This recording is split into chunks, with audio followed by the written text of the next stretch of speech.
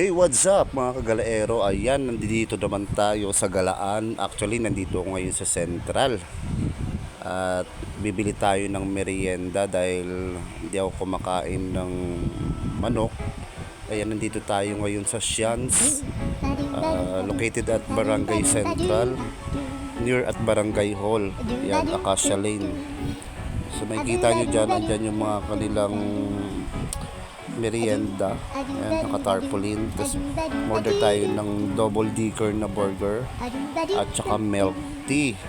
Ayan, itry nyo dito mga kagalaero. Pasyal kayo rito pag nagawi kayo ng Central. Ayan, ayan yung Acacia.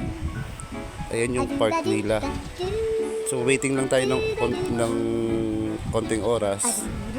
Ayan yung kanilang name, Sian. Ayan na yung order ko, milk tea at saka burger. Ang sarap nito, promise.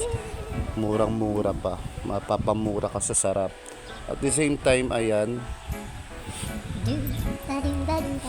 papunta tayo maya-maya kay Nanay Tala. Pasyal tayo doon saglit. Since matagal na kaming magkaibigan nito, childhood friend. Ayan. Kasi ito si Mimi naghahanap ng pagkain. Tsaka si Doggy.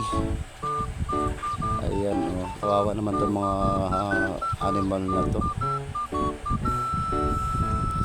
Tapos yan, ito na yung milk tea na kalahati na. Hindi ko rin naubos, sobrang tamis. Dito tayo sa labas ng bahay.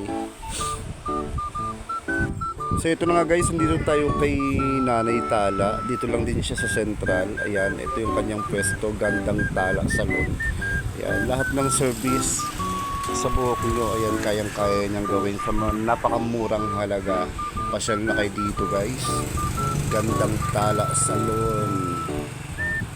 Ayan, napakabait yan. Tsaka sa mga taga-Central dyan, anytime, bilhin na kayong alak. Yung sari-sari store niya.